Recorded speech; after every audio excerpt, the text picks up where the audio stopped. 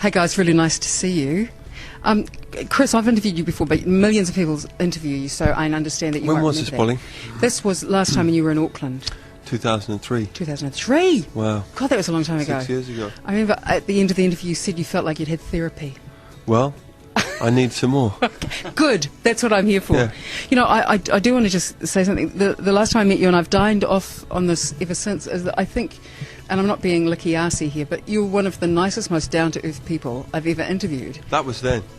Now you're saying now you're a wanker. Oh no. Now we've very much left Earth.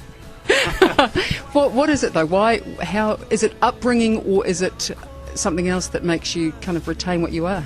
Well, I mean, first of all, I don't want to claim that we are completely down to earth, because we're not all the time, but I think we're in the position at the moment where we get to meet a lot of people who we feel are much better than us, and so that's what keeps us down to earth, but that's also what keeps us hungry and keeps us trying to improve. So when you hang out with, I don't know, Jay-Z or something, you think, oh, he's done a lot of good stuff, hasn't he? So I shouldn't behave like a tosser.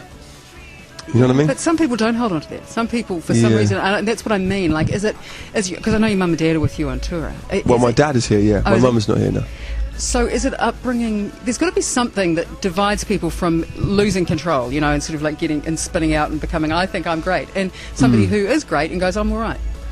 Well, that's very sweet of you to say, but I find this question very difficult to answer. You want to take it over, John? Well, I would say I think it's harder for people who are, for example, solo artists, because they have not necessarily people around them who were around them from the beginning, you know, and so I think if any one of us gets a bit big-headed or a bit little-headed, then we either pull each other up or drag each other down. Yeah, that's a good point.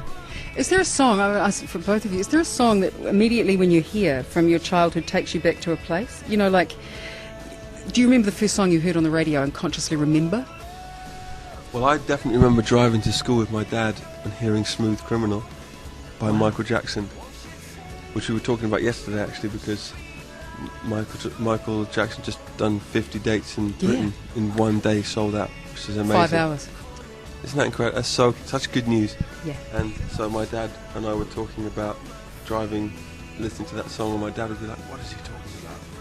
Who is Annie? And I'd be like, Dad, it's just a song.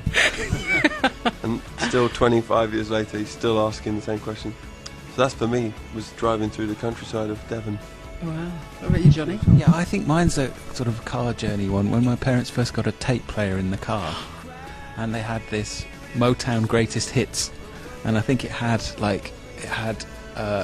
Chain Reaction by Diana Ross, fun enough written by Very good. Yeah. And also it had War. I particularly remember War by Edwin Starr. Yeah. Yeah, damn. What's yours? Mine is really strange. I think my parents listened to kind of like easy listening music, and I remember Simon and Garfunkel, Feeling Groovy. Okay, in the car. Yeah. So same thing. Yeah, in the car. There's something about that. I think being with your parents. Yeah. And listening to something warm memory. Right, maybe. Yeah. But it's also the sort of maybe the first time you just concentrate on the music and do nothing else, because you're forced to sort of sit there and just listen. Oh, that reminds me. I worked out that my father, once he trapped us in the car for long journeys, would turn on his favourite music, which just happened to be Jim Reeves. Jim Reeves, yeah. So I think that fathers trap you in the car to listen to their music. So when you would go on family trips... Sounds quite sinister.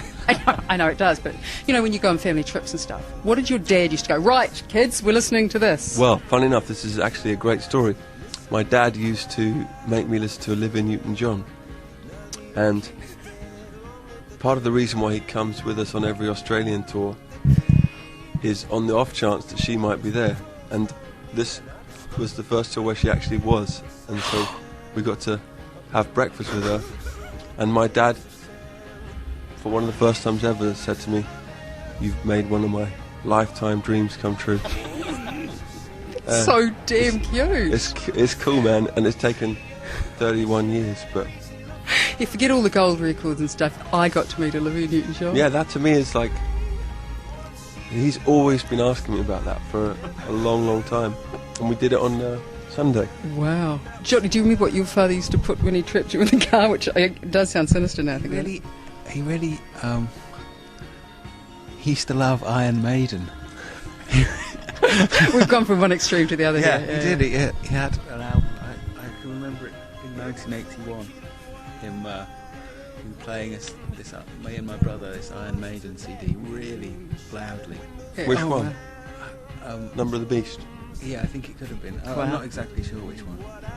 If you could go back and do one thing in your life again, whether that be a year in high school or a moment in time, what would you go back and do? Is there anything you'd go back and do? Yep. I would go back to our last record, X and Y, and take off 3 songs.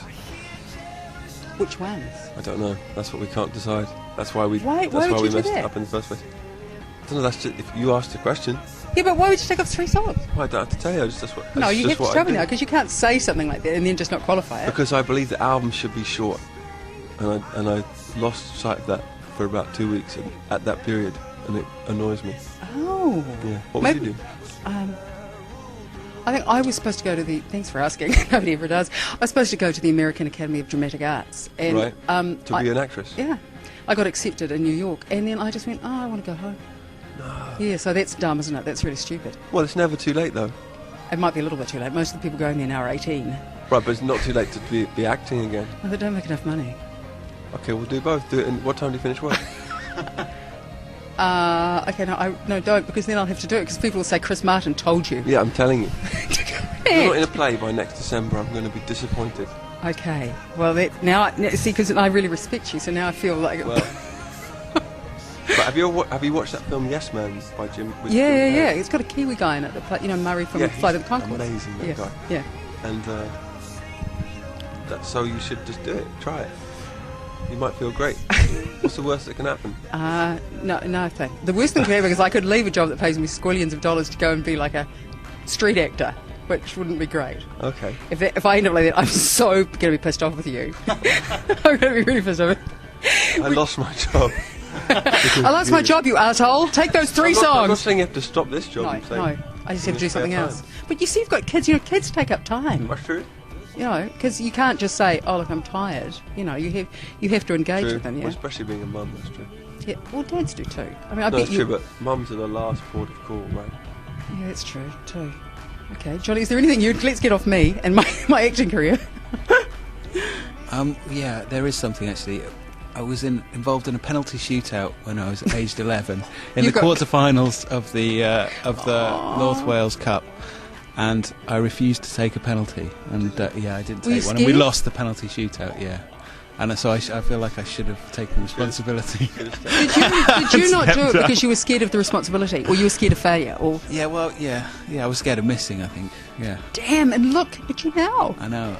Exactly. In musical terms, whenever there's a penalty shootout, he makes me do it. He still steps back. So, are you going to take off 3 from your next album? You're going to take off 3 tracks? Are you going to go do like amazing tracks and go right? No, 3 have to go now. Well, no, because for the next thing we're doing, we have we have a few songs that are ready, so I already know that some of them won't make it. Ah. But that's you've got to be brutal to get anywhere. But what if with music? See, I give life to inanimate objects, so I would feel sorry for the songs that you rejected. Like, there they are, you created them, and then they just sit there. Yeah, well, it's not about rejection. it's about, it's just about making something that that can have enough attention to each little bit. Yeah, actually, that's a good point. Because if anything, I think it comes a certain point whereby everything you add takes away from everything else. It's like art, isn't it? Like when you're doing a painting or something, and you suddenly start putting too much stuff into it. Yeah, good point.